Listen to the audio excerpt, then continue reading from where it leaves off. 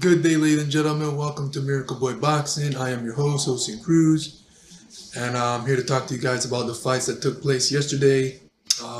First of all, we're going to start off with the light heavyweight showdown for the unified 175 titles between Arthur Beterbiev and Anthony Yarde. A couple days ago, I gave my prediction on the fight, and pretty much turned out what I expected it to be. Pretty good fight, competitive.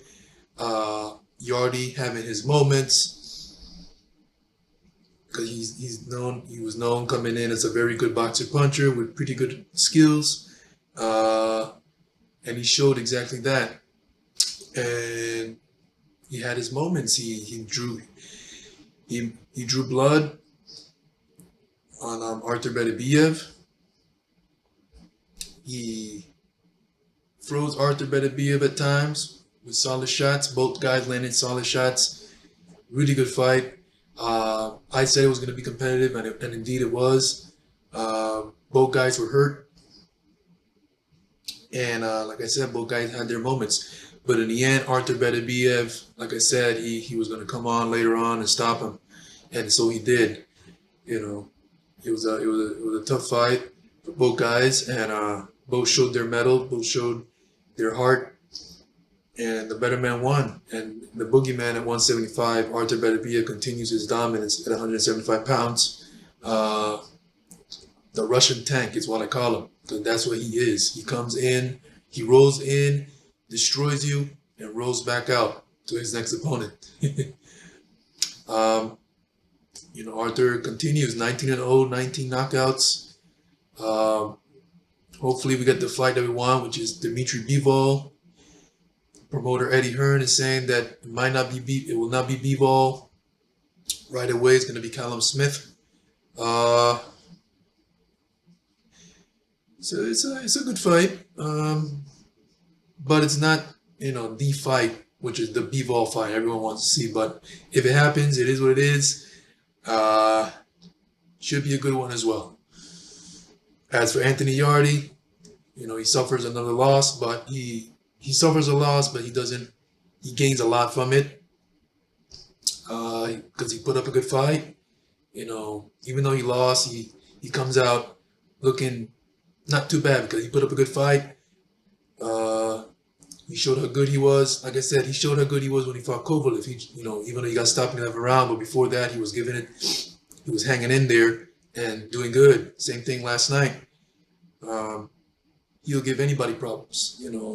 Arthur just happened to be the better man that night.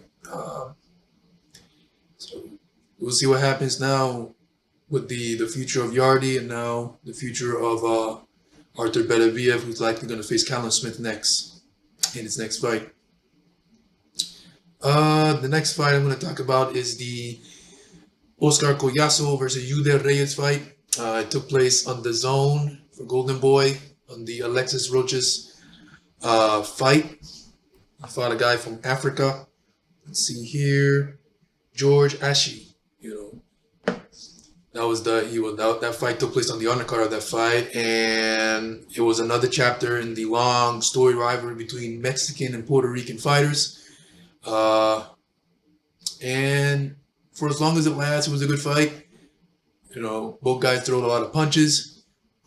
Oscar Collazo got the better of those exchanges most of the fight because, coming in, those who follow Oscar Collazo,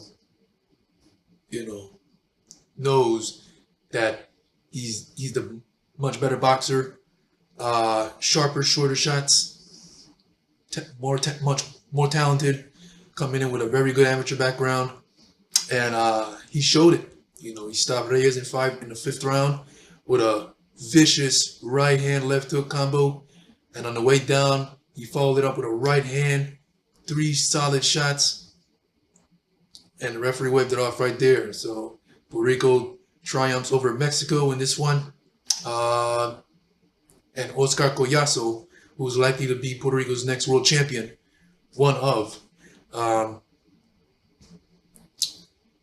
on to better and bigger things, and likely a title fight for the WBO mini flyweight title. I guess by the name of the Filipino fighter. Let's see here. Forgot the name of the Filipino fighter, but he's got a good record. Let's see, Oscar Collazo.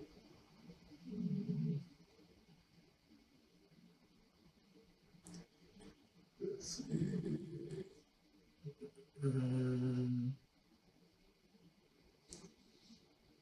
It'll pop up in my head once again, but in the meantime, I watched him earlier the other day, and I was like, he's got a pretty good record. Filipino and Puerto Rican fighters always bring out exciting fights. For some reason, it's one of boxing's most underrated rivalry. And Oscar Collazo is in position to fight him for his title. And that Filipino fighter just came off a win against Masataka Tiyoguchi, who beat Wilfredo Mendez in Japan for his title. So if when Oscar Collazo meets him, it's going to be an explosive fight, I'm pretty sure. But Oscar Collazo was also in line to face Rosa of the Dominican Republic and the guy from Thailand, Freshmark, the WBA champion, the regular WBA champion. Thing is, both guys are WBA champions. The thing with boxing nowadays, everyone has belts.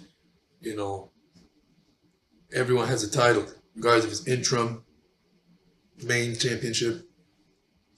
I've never seen in a Division II guys having a WBA holding the same belts. One regular, one super. In the past, that wouldn't have happened. In De La Hoya, Floyd Mayweather days, early 2000s. If you were the champion, you were the champion. Nowadays, everyone's walking around with titles, but it is what it is. That's how it is nowadays.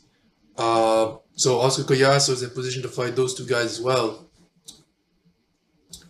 but it's looked like he's aiming more towards the Filipino fighter for the WBO title at 105 pounds. So Oscar Collazo, man, he's a very talented boxer puncher, one of Puerto Rico's best fighters coming up, and he has a very good chance of beating any of those champions.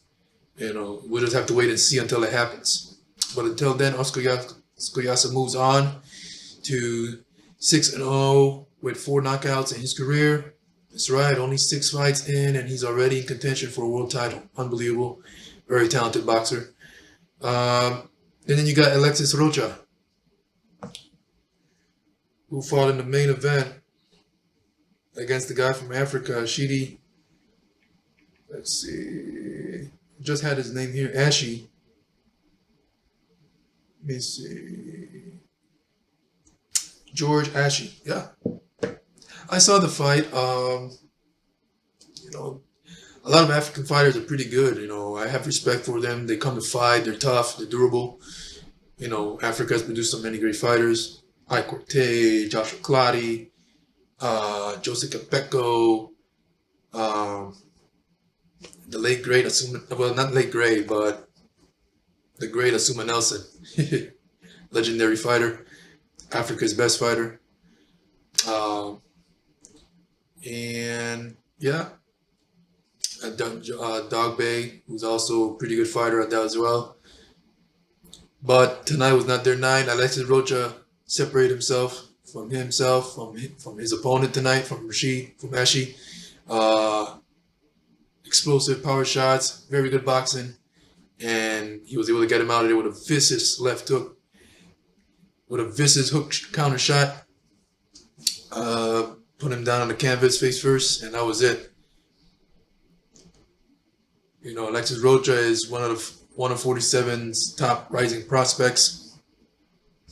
Is known for not upsetting, but beating Blair Cobbs, who was a pretty good fighter, and that was a pretty good win for him.